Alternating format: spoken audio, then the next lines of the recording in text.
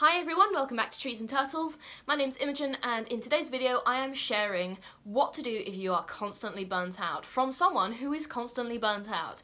If you're not already subscribed, make sure to do that, give this video a thumbs up, follow me on Instagram, and yeah, let's get started.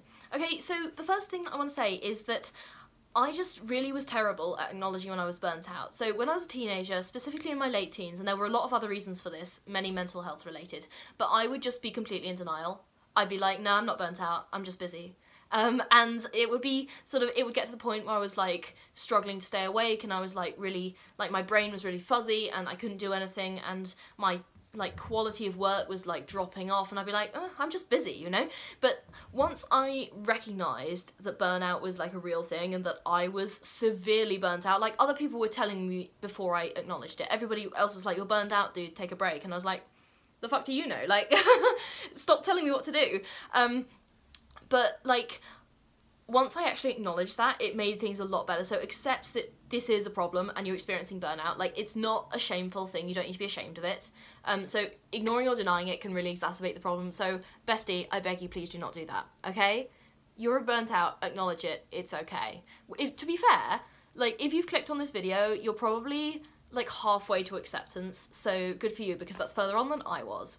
Number 2, assess the causes. Okay, so identify the root causes of your burnout. Have you been working too many hours? Have you been working on something that really doesn't like light a fire in your heart, so to speak? Or like, what is the cause of the burnout? Are you bored? Are you tired? Like, what is making you feel like, ugh, I don't want to do it anymore? Do you just need a break? Because sometimes you just need a break. Like, sometimes it can also be like unclear expectations or goals. You can feel like your task doesn't have an end point. So write down some reasons why you think you might be burnt out.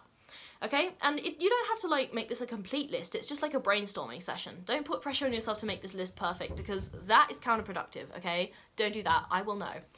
Set some boundaries, okay? Learning to say no is such a cliche and every YouTuber says it, and that is why I'm going to say it as well because it's true, even though it's a cliche. Learn to set your boundaries. When I started saying no to people and also setting like more like stringent boundaries with people, I don't want to say like in a negative way, although some of it was negative and I had to be really firm. But like overcommitting yourself can contribute massively to burnout is what I'm trying to say. So please don't double book. Like, yeah, multitasking is fun to an extent, but after a while of me doing that, and I will admit I still do it, like, yeah, I have too many projects on my plate. Who put them there? Me. Okay, so I am the problem, but also I need a break. So sometimes I will do like 5 things in a row for 10 weeks, like 5 things at once for 10 weeks, and then I'll like take a month off. Such as university. Prioritise your self-care. Like, self-care is not just bubble baths and face masks, although it can be, and that is very nice.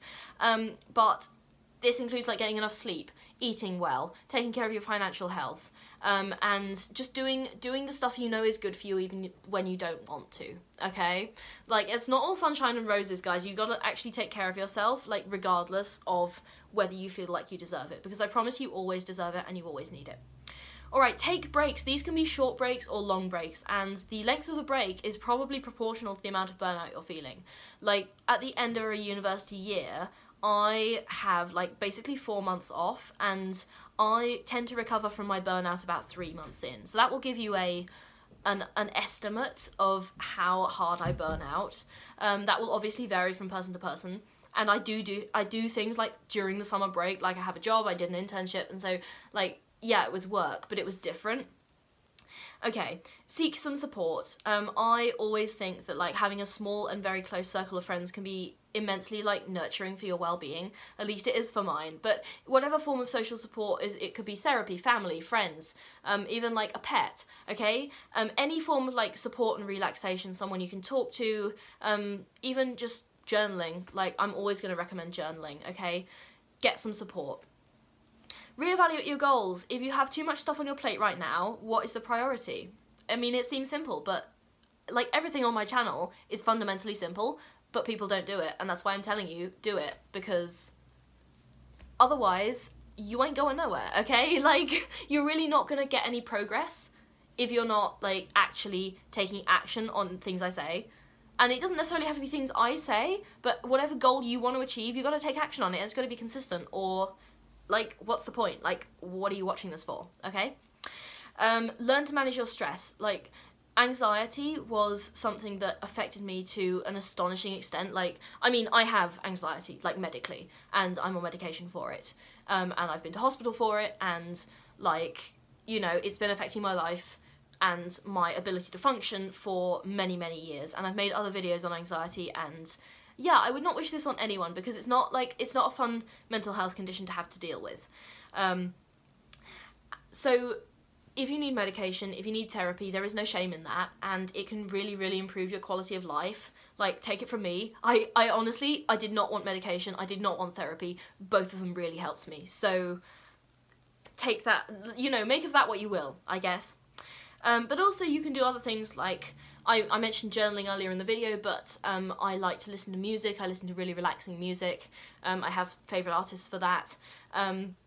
Sometimes I'll just, like, I'll wake up and I'm feeling anxious, so I'll take some anxiety medication, obviously, and then I'll do, like, a guided meditation. There's, like, a million of them on Spotify, and this is not sponsored, it's just, like, what I use sometimes. And it's not really difficult to find either. You just type guided meditation and then just press whatever comes up. So I understand, like, decision fatigue is definitely a real thing, and I get it, so yeah, it's easy to find is what I'm saying. Kind of going back to what I said before about talking to someone, do not be afraid to go to therapy. I have had, and will probably go back to, this wonderful therapist since I was 17, and she's really, like, I don't want to say she saved my life, but she definitely has. I think, like, to be honest, like, the biggest hurdle in therapy, there are two big hurdles in therapy. The first one is accepting you need to go, because a lot of people, like, they can't get over that. They're like, no, I don't need therapy, therapy is for crazy people. You know, it's not. It's just for help. It's a tool that you can use to help your mental health be better. That's it. Like, anyone can benefit from therapy, I believe. The second big hurdle is, like, getting yourself to open up in therapy, and I could do another video on therapy. I've already done one, but I could do another one if you want, so let me know in the comments. But yeah, it's just, when I started to be, like, completely honest and just, like, word vomit almost in therapy and just completely open up about whatever was on my mind, you gotta understand that therapists have, like patient or client confidentiality, so nothing you say is going to be, like, repeated anywhere else. So it's a really, really safe space that you can just sort of open up in, and I found that really healing. And I was like, you know what, if I'm not completely honest, I'm wasting my time. So I just started having no filter, and my therapist was actually able to help me a lot more, which was really good.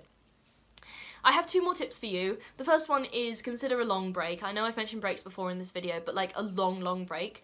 Like, can you take off, like, weeks or months? Now, or not everybody has the luxury to do this, but can you, like, change the structure of your work, or can you scale it back, or can you just sort of drop some voluntary commitments? Are there ways that you can take things off your plate to give yourself a long break in some aspects of your life? Not necessarily all. Obviously, I understand that's unrealistic for most people, and it's certainly unrealistic for me as well. Like, in the holidays, do I still gotta work? Yeah, but, like, you know, if I want to get the experience and etc, then yeah, but I can scale things back in some aspects of my life, and I think that's an approach that's sort of more widely applicable. The final thing I want to say, evaluate your work-life balance. Like, this is, again, another buzzword, and it's linked to my last point, but working all the time is kind of not healthy for you, and I'm a massive hypocrite here, because technically I work all the time, but I don't, because I take time off to watch movies, and I take time off to, like, go out for a coffee. I went to a cat cafe, like,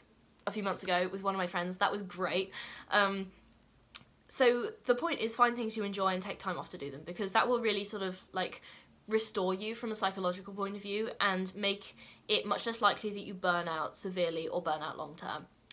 Okay, if you are not already subscribed, make sure to do that. Follow me on Instagram. Give this video a thumbs up, and I'll see you soon. Okay, bye.